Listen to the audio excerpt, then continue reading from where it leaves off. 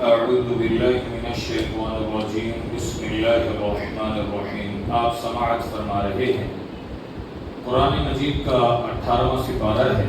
اللہ تبارک و تعالی سورۃ المؤمنون مومنوں کے اوصاف حمیدہ یعنی یہ انسانی مزاج ہے جسے ہم عادات کو دو حصوں میں تقسیم کرتے ہیں، گڈ ڈیڈز بیڈ ڈیڈز، اچھی عادات بری عادات، اچھے اوصاف بری خصلتیں، ٹھیک ہے جی۔ اللہ تعالیٰ فرماتا ہے کامیاب ہو گئے مومن کون؟ وہ لوگ جو اپنی نمازوں میں خشوع خضوع اپناتے ہیں، پھر وہ لوگ جو لغو سے اعراض کر جاتے ہیں۔ لغو کسے کہتے ہیں؟ آپ اس کی ایک چھوٹی سی مثال یوں سمجھ لیں کہ کوئی 5-6 نوجوان اکٹھے ہو کے بیٹھ جائیں کسی جگہ، پارک میں یا کسی بھی جگہ، ان کو کوئی فائدہ نہ ہو، کوئی فائدہ نہ ہو، ویسے بیٹھے۔ شریعت کہتی ہے کہ جو لغو کے کاموں میں پڑا ہے نا، جس طرح پرانے دور میں آپ جاتے ہوں، اب یہ شہر ہے نا، گاؤں میں چلے جائیں تو ویسے لوگ کھیت کھلیان میں کونوں پہ بیٹھ جاتے ہیں اور بڑا دیر وقت ادھر ہی گزار دیتے ہیں، کوئی کام نہیں ہوتا۔ مومن اس بات کو ناپسند سمجھتا ہے کہ میں لغو کاموں میں اپنی زندگی کو گزاروں۔ لغو کام کیا ہے؟ ایک بندہ بیٹھا ہے گیم کھیلے جا رہا ہے، 5 سال سے گیم کھیلتا ہے موبائل پہ، اس کو کوئی فائدہ نہیں ہے، کوئی فائدہ نہیں۔ اگر وہ کھیلتا ہے کہ جس پہ جوا لگتا ہے یا سٹا لگتا ہے یا اکاؤنٹ خریدتے ہیں، وہ پھر سود کے زمرے میں آ جاتا ہے، وہ اس سے بڑا نقصان ہے۔ یہ لغو سے بھی بڑے درجے میں چلا گیا۔ پھر اس کے بعد والذین هم للزکاۃ فاعلون، یا آپ لغو کی عملی تصویر یہ سمجھیں کہ آپ کے سامنے میچ چل رہا ہے، سکرین ہے، آپ دیکھ رہے ہیں، کھیلنے والا بھی کوئی اور ہے، بالنگ کرنے والا بھی کوئی اور ہے، وہ کیا کر رہے ہیں؟ آپ بیٹھے ہیں، آپ کی نماز جاری ہے، ماں باپ بلا رہے ہیں، تعلیم جاری ہے، کچھ کوئی پرواہ نہیں، بس میں دیکھنا ہے کی ہوتا ہے۔ یہ اصلی مثال ہے کہ لغو سے مومن اعراض کرتا ہے، یہ بالکل درست طریقہ ہے۔ اس کے بعد اللہ فرماتا ہے وہ لوگ جو زکوٰۃ کو دیتے ہیں، ہاں یہاں یہ بات ذہن میں رکھیں، بہت سارے لوگ زکوٰۃ کو اپنے اوپر چٹی سمجھتے ہیں، دیتے نہیں، یا پھر زکوٰۃ کس طرح دیتے ہیں؟ وہ اپنے کاؤنٹر میں پیسے رکھ لیتے ہیں، جو آتا رہے اللہ کے نام پہ 10 دیے، 50 دیے، 1000 دیا، 2000 دیے، وہ کہتے ہیں ہم پورا سال زکوٰۃ نکالتے رہتے ہیں۔ یہ کوئی شرعی طریقہ نہیں۔ یا پھر زکوٰۃ کا لوگوں نے کیا طریقہ بنا رکھا ہے کہ وہ منتھلی نکالتے ہیں، یہ بھی درست طریقہ نہیں۔ ان کی جو نکالتے ہیں ان کے کوئی اور مجبوری کی صورت میں، مثلا وہ مدارس کے علماء کو دیتے ہیں، رکھ دیتے ہیں، مجبوری ہے یا کوئی اور ایسی چیز ہے، ورنہ زکوٰۃ یک لخت ایک ہی دن میں، ایک ہی وقت میں جتنی بنتی ہے وہ ایک ہاتھ میں قیمت کی شکل میں، پیسوں کی شکل میں دے دی جائے گی بندے کو۔ آج ہی بندے نے سوال کیا جی ہم زکوٰۃ کے پیسے سے راشن کسی کو لے دیتے ہیں جو ہم خود گھر میں کھاتے ہیں، وہی یہ شرط دینا جائز ہے؟ بالکل جائز نہیں۔ وہ کہتے ہیں جی وہ کوئی اور کاموں میں پیسے لگا لیتے ہیں، وہ جہاں بھی لگائیں، شریعت بھی یہی کہتی ہے آپ اس پیسوں کے مالک نہیں ہیں، مالک وہ ہے، کیا پتا اچھا ایسا بھی ہوا ہے آپ بہترین اچھا آئل، بہترین آٹا، بہترین چاول، بہترین راشن لے کے دیتے ہیں اللہ کی رضا کے لیے۔ وی آئی پی پیکج بن رہا تھا 8000 کا، آپ نے بنوایا 10000 کا کہ یار اللہ کے نام پہ دے رہا، ہاں جی، آپ اس کو 10000 کا دے کے وہی 10000 کا ریشن کو دوسری دکان پہ جا کے بیچارا 7-8 ہزار میں بیچا، کیونکہ اس کو پیسہ ضرورت تھا، کیا پتا اس نے بچی کا علاج کروانا ہو، فیسیں بھرنی ہو، بل ادا کرنے ہو، کسی کا قرضہ دینا ہو۔ شریعت کہتی ہے وہ اماؤنٹ کا مالک ہی وہ ہے، آپ اس میں اپنا تصرف نہیں کر سکتے۔ زکوٰۃ کے پیسے ہیں، مسجد کے اندر فلٹر لگوا دیا زکوٰۃ کے پیسوں سے، بالکل درست نہیں بھائی۔ یہاں تو وہ لوگ بھی پیتے ہیں پانی، وہ بھی آتے ہیں، اگر یہاں مثلا کوئی لگا دے فلٹر، یہ جیسے لگا ہوا ہے ہمارے ساتھ، اب کوئی کہے کہ میں یہ زکوٰۃ کا لگا دوں، شرط جائز نہیں ہے، کیونکہ اس سے تو پانی وہ لوگ بھر رہے ہیں جو زکوٰۃ کے مستحق ہی نہیں ہے۔ ہاں اللہ کے کوئی ایسی بستی ہے جہاں جھوپڑی والے رہتے ہیں، ان کے پاس گزر بسر نہیں ہے، جیسے آپ دیکھتے ہیں یہ بائی پاس کے قریب کہیں کہیں بڑی آبادیاں ہوتی ہیں، وہ سارے جھوپڑی والے رہتے ہیں، وہاں آپ لگاتے ہیں، وہ سارے غریب ہیں، کوئی بات نہیں، چل جائے گا۔ یہ ایسے سوال ہیں جو ہمارے معاشرے میں لوگ اپنا رہے ہیں اور کہتے ہیں ٹھیک ہے، یہ درست طریقہ ہے۔ اس کے بعد اللہ فرماتا ہے کہ وہ اپنے عزت کی حفاظت کرتے ہیں اور اس کے بعد اپنی امانتوں اور اپنے وعدوں کا خیال کرتے ہیں۔ یہ بڑی ایک پریشان کن صورتحال ہے، بڑی پریشان کن کہ ہم زبان کو اور اپنے وعدے کو کوئی اہمیت ہی نہیں دیتے۔ ہمارے پاس آیا ہوتا کیا ہے، افسوس کے ساتھ یہ بتانا پڑ رہا ہے کہ نکاح ہو رہا ہے، جی آپ بتائیں کتنا آپ نے لکھوانا ہے، جی آپ حق مہر لکھنے 50 لاکھ۔ اچھا آپ اس کو کہیں کہ پھر 50 لاکھ فوراً دو، قاری صاحب بعد میں دوں گا، بعد میں نہیں ابھی تو۔ وہ جب آپ اس کو اس بات پہ لائیں گے تو وہ 50 لاکھ کا آ جا کے 25,000 یا 5,000 بچتا ہے۔ دینا اتنا ہی ہوتا ہے، لوگوں کو دکھانے کا 50 لاکھ دکھائے، یہ بالکل غلط طریقہ ہے، بالکل شرعاً جائز ہے۔ سمجھ آ گئی ہے؟ یہ ایک وعدہ ہوتا ہے جو آپ نے لکھوا دیا تو پھر پورا بھی کرنا پڑے گا۔ اس کے بعد اپنی امانت، کوئی امانت دے جائے آپ کو خیانت نہیں کرتے۔ فرمایا اپنی نمازوں پر یہ حفاظت کرتے ہیں، یہ نہیں ہے رمضان میں نمازیں پڑھی پھر بالکل چھوڑ دی، یہ وہ لوگ ہیں جو وارث ہیں جنت الفردوس کے، اللہ نے ان میں سے بنا دیا۔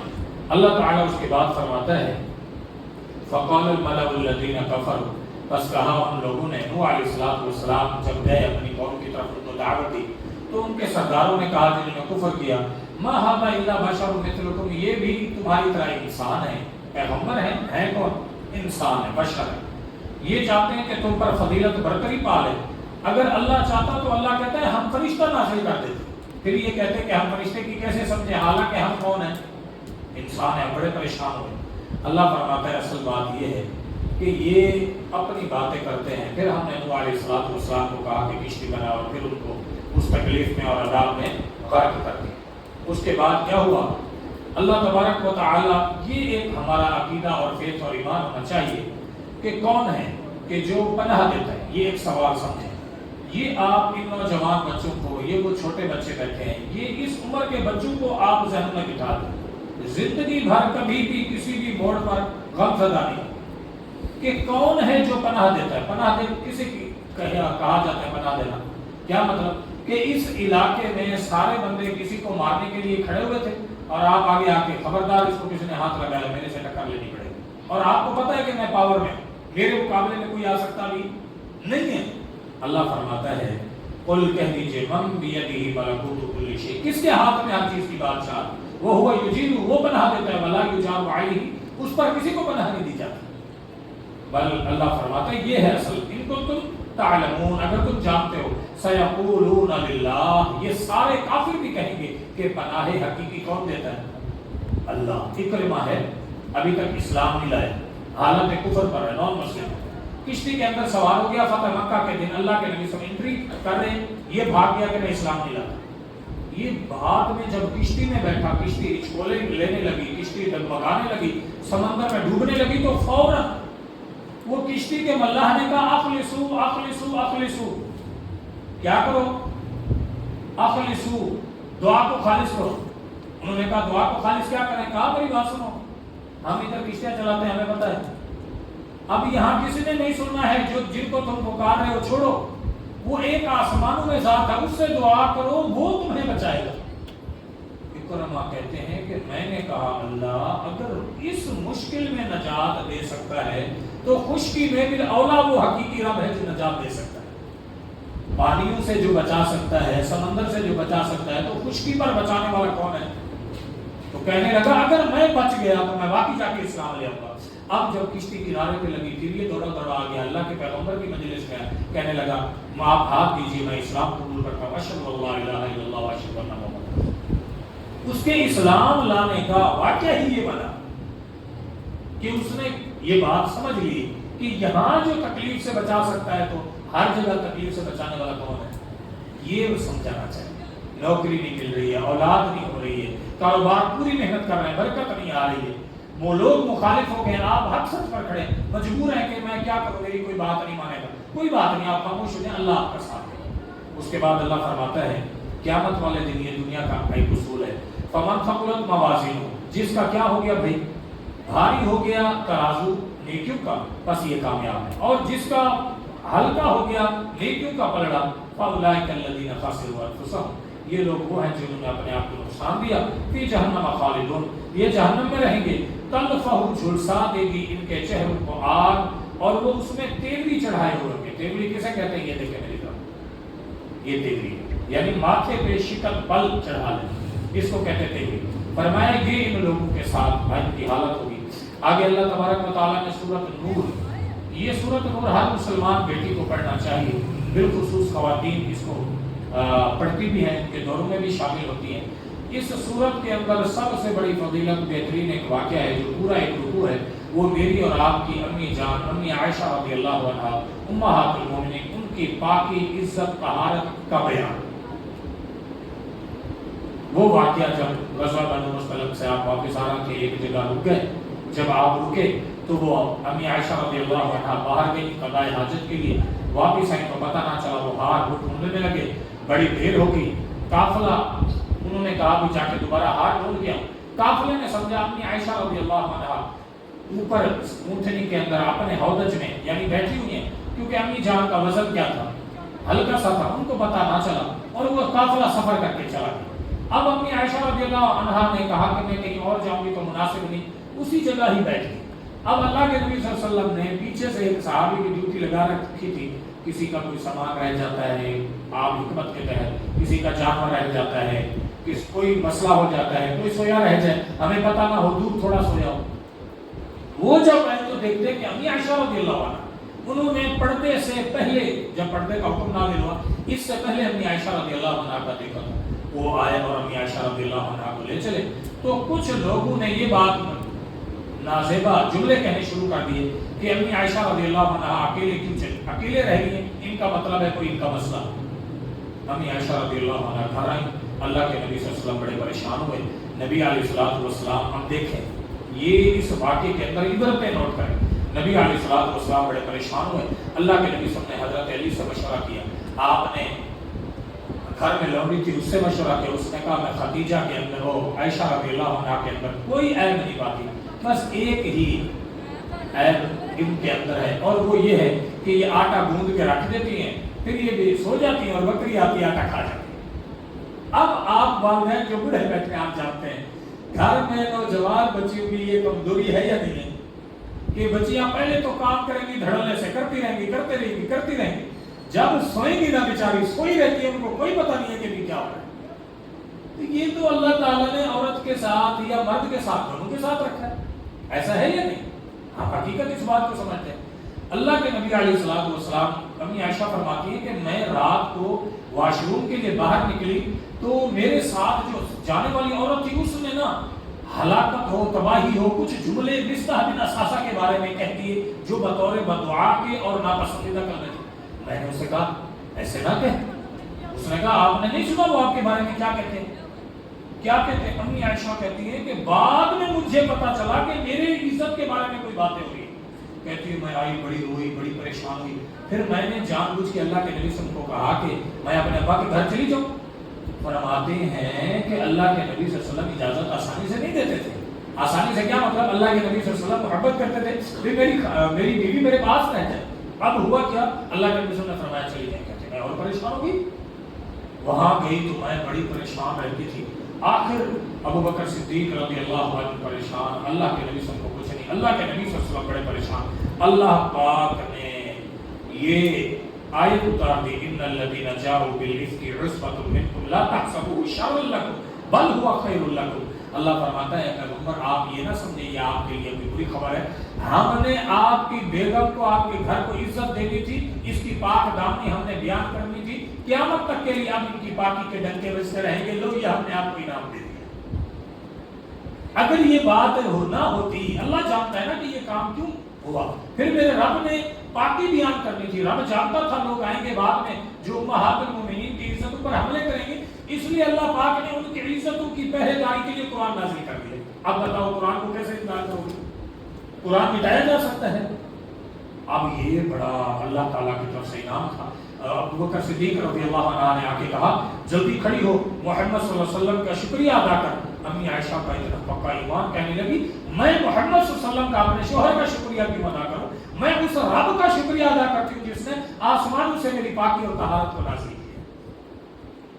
اللہ جس کو اللہ شان اور وقار، تو ان کا حق تھا نا کہ پہلے وہ بیچاری جتنی تکلیف میں رہی ہیں، اور ہم جانتے ہیں آپ بھی بیٹیوں والے ہیں، میں بھی بیٹیوں والا ہوں، اللہ معاف کرے، اللہ معاف کرے، کسی کی بیٹی کے بارے میں ذرا سا بھی کوئی جملہ بول دے تو آپ سو سکتا ہے، مسلمان عورت کے پاس عزت کے سوا ہوتا کیا ہے؟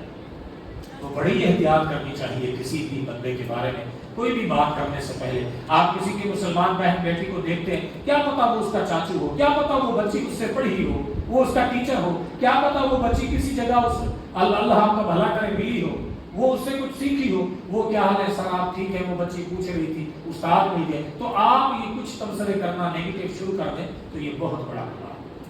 یہ اس واقعے کی طرف 3 صحابہ تھے باقاعدہ، اس میں بہت سارے لوگ بھی شامل ہوئے، صحابہ کرام سے بھی کوئی جملے سرزد ہوئے، پھر اللہ تعالیٰ نے ان کی توبہ بھی گویا کہ پاکی طہارت نازل فرما دی۔ اس کے بعد اللہ تعالیٰ فرماتا ہے یہاں یہ نوجوان بچوں کو چاہے وہ بچیاں ہوں یا بچے ہوں، بڑا ضروری ہے کہ امام بخاری رحمہ اللہ سے پوچھا گیا کہ حافظہ کیسے تیز ہوتا ہے؟ انہوں نے کہا نمبر 1 مداومت النظر، بار بار علم کو پڑھنے سے، دیکھنے سے۔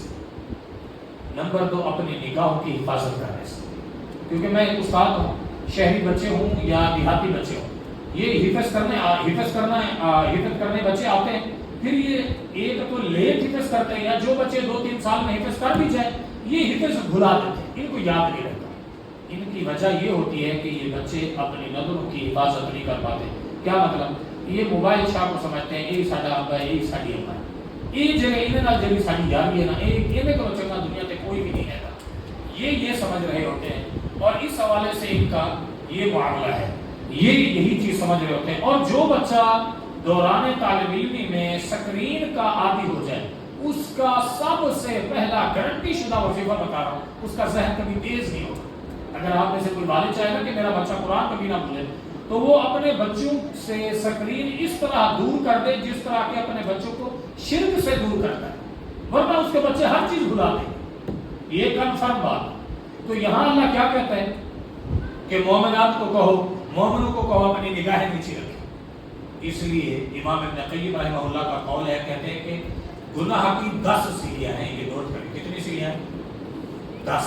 نمبر 1 یہ دیکھیں نا، یہ سٹیپ بنے ہوئے، نمبر 1 پہلی سیڑھی ایسے نگاہ ہے، نگاہ دیکھتے ہیں، النظرہ فوراً، اس کے بعد تبسم، مسکراہٹ پیدا ہوتی ہے، اس کے بعد السلام علیکم کلام، اس کے بعد ملاقات، اس کے بعد وعدہ عید، پھر بیڑا غرق ہو جاتا ہے، یعنی انسان پٹڑی سے اتر جاتا ہے۔ یہ 10 ہیں گناہوں کے سیڑھیاں، بنیادوں میں پہلا سبب کیا گناہ کا؟ جس نے نگاہ بچا لی، حفاظت کر لی، وہ کامیاب ہے۔ اس کے بعد اللہ تبارک و تعالی نے یہی چند احکام ذکر کیے، سورۃ الفرقان، حق اور باطل کے درمیان فرق کرنے والی چیز۔ یہاں اللہ تعالی نے پھر وہی فرمایا وما ارسلنا قبلک من المرسلین، اے پیغمبر ہم نے نہیں بھیجا آپ سے پہلے کسی بھی نبی کو مگر وہ کھانا کھاتے تھے، بازاروں میں چلتے تھے، ٹھیک ہے، یہاں یہ بتانے کے لیے کہ وہ سارے انسان تھے، بشر تھے، لوگ نہیں مانتے تھے۔ اللہ پاک نے یہ بیان کیا ہے۔ ساتھ ہی دعا فرمائے اللہ تعالیٰ مجھے آپ کو عمل کی توفیق نصیب فرمائے۔ وآخر دعوایا الحمد للہ رب العالمین۔